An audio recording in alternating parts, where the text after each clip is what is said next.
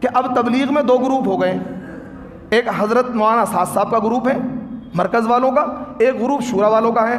اب حالانکہ دونوں کے کام لگ بھگ ملتے جلتے ہیں، بس وہ فضائل اعمال پڑھتے ہیں، منتخب حدیث پڑھتے ہیں، لیکن کا ایک دوسرے سے دست و گریباں ہیں۔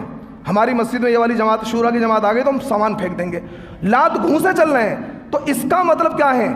انہوں نے تبلیغ کو مقید کر لیا کہ ہم جو کر رہے ہیں بس یہی تبلیغ ہے، یہی دین کا کام ہے۔ حالانکہ وہی تمہارے بھائی تھے، کل تک ساتھ میں کھاتے تھے، ایک ہی پلیٹ میں کھاتے تھے، لیکن یہ کہتے ہیں کہ بھائی نہ وہ تبلیغ نہیں ہے، ہم جو کر رہے ہیں وہ تبلیغ ہے۔ کیوں؟ انہوں نے انبختی اختیار کری ہے مولانا اسحاق صاحب کی۔ کس کی؟ مولانا اسحاق صاحب کی۔ جبکہ دارالعلوم دیوبند کا فتویٰ کیا ہے؟ مولانا اسحاق صاحب گمراہ ہیں۔ یہ دارالعلوم دیوبند کا فتویٰ ہے۔ میں دھڑلے سے کہہ رہا ہوں، آپ نیٹ پر جائیں، دارالعلوم کی ویب سائٹ پر لکھ کر ڈالیں کہ مولانا اسحاق صاحب کے بارے میں دارالعلوم کا کیا فتویٰ۔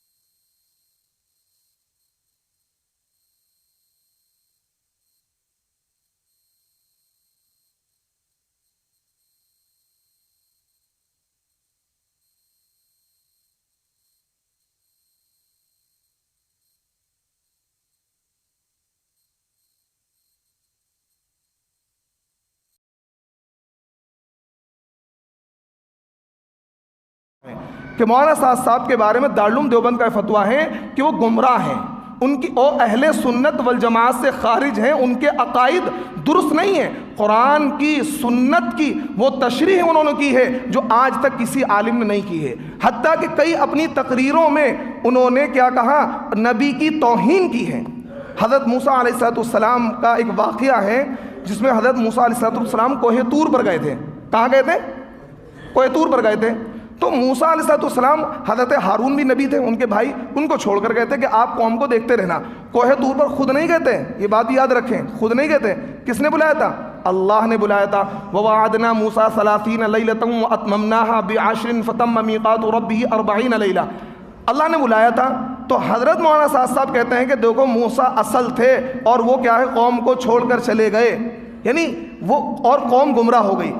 موسیٰ اصل تھے، قوم کو چھوڑ کر چلے گئے، قوم گمراہ ہو گئی، دعوت والا عمل چھوٹا۔ اور یہ بات تبلیغ والے ساتھی بھی کہتے ہیں، کیونکہ ان کی غلطی نہیں پیچار ہوگی، غلطی ان کی ہے جو حضرت جی بیٹھے ہوئے ہیں، کیونکہ یہ حضرت جی کے انبھکت ہیں، حضرت جی کے انبھکت ہیں، غلطی ان کی نہیں ہے، غلطی ان کی ہے۔ ہم جیسے عالم کی ان کے نزدیک کوئی ویلیو نہیں ہے۔ ہم بالکل گونگے شیطان بن جائیں، ان کی بات پر بالکل ہاں جی کچھ بھی کہتے رہیں تو ہم بہت بڑے حضرت بن جائیں گے۔ ہم منکر پر نکیر کریں گے تو ہماری ویلیو کچھ بھی نہیں ہے، ہماری ویلیو، اور ہم ان کے نزدیک اپنی ویلیو بنانا بھی نہیں چاہتے ہیں، ہمیں کوئی ضرورت نہیں ان کی ویلیو کی۔ تو دیکھیے مولانا اسحاق صاحب کے بارے میں دارالعلوم دیوبند کا فتویٰ کیا ہے؟ گمراہ ہے۔ اب دیکھیے جس جماعت کا امیر گمراہ ہوگا تو جماعت کیا ہوگی؟ حق پر ہوگی۔ میں اپنی اس تقریر کے واسطے سے ان علماء کو سمجھانا چاہتا ہوں جو یہ کہتے ہیں کہ تبلیغ پر فتویٰ نہیں ہے، فتویٰ صرف مولانا سعد پر ہے، لیکن آپ اس کا جواب دیں کہ جب مولانا سعد گمراہ ہیں دارالعلوم دیوبند کے فتوے کے مطابق تو مولانا سعد صاحب کو فالو کرنے والی جماعت گمراہ کیوں نہیں ہے؟ احمد رضا کے بارے میں دارالعلوم دیوبند کا فتویٰ یہ ہے کہ وہ گمراہ ہیں، تو احمد رضا کو فالو کرنے والے لوگ گمراہ ہیں۔ مودودی، مولانا مودودی جماعت اسلامی جن کی جماعت ہے، ان کے بارے میں دارالعلوم دیوبند کا فتویٰ یہ ہے کہ گمراہ ہیں۔ حالانکہ مولانا مودودی وہ ہیں جب انہوں نے جماعت اسلامی کی شروعات کی تھی تو قاری طیب صاحب، مولانا ابو الحسن علی میاں ندوی، مولانا منظور نعمانی، بڑے بڑے علماء ان کے ساتھ تھے، لیکن جب ان کے نظریات انہوں نے پرکھیں، جیسے مولانا صاحب کے نظریات سامنے آئے تو علماء نے کہا بھائی ہمارا ان سے کوئی تعلق نہیں ہے، ہمارا جماعت اسلامی سے کوئی تعلق نہیں ہے۔ آج بھی دارالعلوم دیوبند کا فتویٰ کیوں ہے؟ کیونکہ مولانا مودودی کے نظریات غلط تھے۔ تو جب مولانا مودودی کے نظریات غلط ہونے کی وجہ سے پوری جماعت اسلامی کیا ہے گمراہ کہلائے گی، تو مولانا سعد صاحب گمراہ ہیں، ان کے فالوورز گمراہ کیوں نہیں کہلائیں گے؟ یہ سوال ہے میرا، اس کا جواب مجھے دے دینا تو میں تسلیم کر لوں گا۔ تو میں کہنا چاہتا ہوں تبلیغ کیا ہے؟ تبلیغ مطلق ہے۔ آپ یہ کہیں گے کہ یہی تبلیغ ہے، میں بار بار کہوں گا کہ آپ بدعتی ہیں۔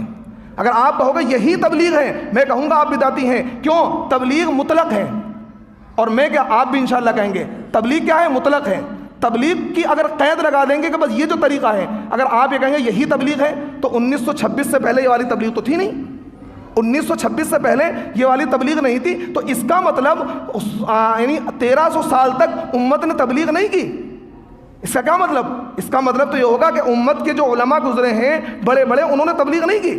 تبلیغ بات کو پہنچانا ہے، بات کے پہنچانے کے طریقے ہر دور میں بدل سکتے ہیں، ہر دور میں بدل سکتے ہیں۔ اس دور میں اس کام کے شروع ہونے سے پہلے دوسرے طریقے تھے، کہیں خانقاہیں تھیں، کہیں مدرسے تھے، کہیں مکتب تھے، کہیں علماء کی مجلسیں لگتی تھیں، کہیں جلسے ہوتے تھے، کہیں کیا ہے علماء کی خانقاہوں میں ہزاروں لوگ جاتے تھے، وہاں اپنی اصلاح کرتے تھے۔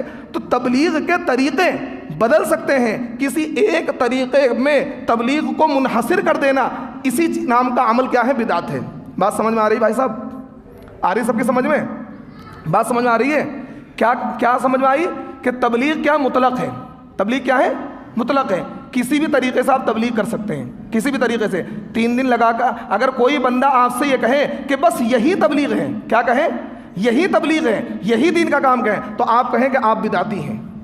کیوں؟ میں ایک اصول بتا رہا ہوں فقہ کا، اپنی طرف سے نہیں کہہ رہا، کہ مطلق اپنے اطلاق پر جاری رہتا ہے، مطلق کو مقید کریں گے تو یہ کیا ہے؟ اس عمل کو بدعت بنا دے گا، اور مطلق کو مقید کرنا بغیر کسی دلیل شرعی کے جائز نہیں ہے۔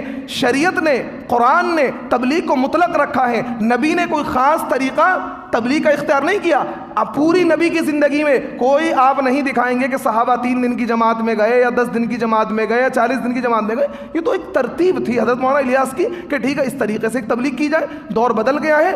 لیکن تبلیغی جماعت کے لوگ ایک کام اور کرتے ہیں، جو میں علماء سے کہنا چاہوں گا، خدا کے واسطے، اللہ کے واسطے میں آپ کے ہاتھ جوڑتا ہوں، آپ ان تبلیغی جماعت کے لوگوں کی اصلاح کریں۔ یہ کیا ہے؟ قرآن میں تحریف کرتے ہیں۔ کیا کرتے ہیں؟ قرآن میں، بولو بھائی، کیا کرتے ہیں؟ قرآن میں تحریف کرتے ہیں، اور قرآن میں تحریف کرنے والا اپنا ٹھکانہ جہنم میں بنا لے۔ میری بات تبلیغی لوگوں کو بری لگ رہی ہوگی، دل ان کے مسئلے ہوں گے، لیکن میں پھر بھی کہوں گا، کیونکہ میں آپ کا دوست ہوں، آپ کا مخالف نہیں ہوں۔ تبلیغ کا مخالف دنیا کا کوئی عالم نہیں ہے، یہ بات یاد رکھنا، تبلیغ کا مخالف دنیا کا کوئی عالم نہیں ہے، لیکن تبلیغ کے اندر جو خامیاں ہیں، ان خامیوں کے مخالف ہر عالم ہے، اور ہر عالم کو ہونا بھی چاہیے، ہر عالم کو ہونا چاہیے۔ کیا تحریف کرتے ہیں؟ میں علماء سے کہنا چاہوں گا اس کا نوٹس لیں، نہیں تو کل قیامت کے دن اللہ تعالیٰ کے وہاں آپ کی بھی پکڑ ہوگی۔ کیا ہے؟ ساری جہاد کی آیتیں تبلیغ والے اپنے اوپر فٹ کرتے ہیں۔ کیا کرتے ہیں؟ اپنے اوپر فٹ کرتے ہیں۔ انفروا خفافا وثقالا وجاہدوا باموالکم وانفسکم، کہ ہلکے ہو بھاری ہو نکلو۔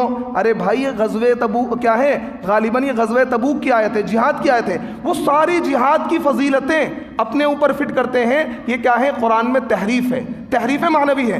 قرآن پاک میں جہاں کہیں بھی خرچ کا ذکر ہے کہ تم اللہ کے راستے میں خرچ کرو، وہ یا تو جہاد کا ذکر ہے، تو اب یہ کیا کرتے ہیں کہ نہیں بھائی اس راستے میں خرچ کرو۔ کیا کرو؟ یہاں تبلیغ میں نکل کر جو خرچ کرو گے، بھائی یہ اللہ کا راستہ وہ والا نہیں ہے۔ ہر وہ کام جس کو اللہ کی رضا کے لیے کیا جائے وہ اللہ کا راستہ ہے، اس سے انکار نہیں، لیکن فی سبیل اللہ کے جو اصطلاح ہیں، جس کو قرآن نے فی سبیل اللہ سے تعبیر کیا، وہ جہاد ہے۔ وہ کیا ہے؟ وہ جہاد ہے۔ تو اس لیے تبلیغ والے ایک غلطی اور کرتے ہیں، وہ ساری جہاد کی آیتیں اپنے اوپر فٹ کرتے ہیں، تو یہ بھی کیا ہے؟ قرآن میں تحریف ہے۔ اس سے انہیں باز رہنا چاہیے، اس سے انہیں باز رہنا چاہیے۔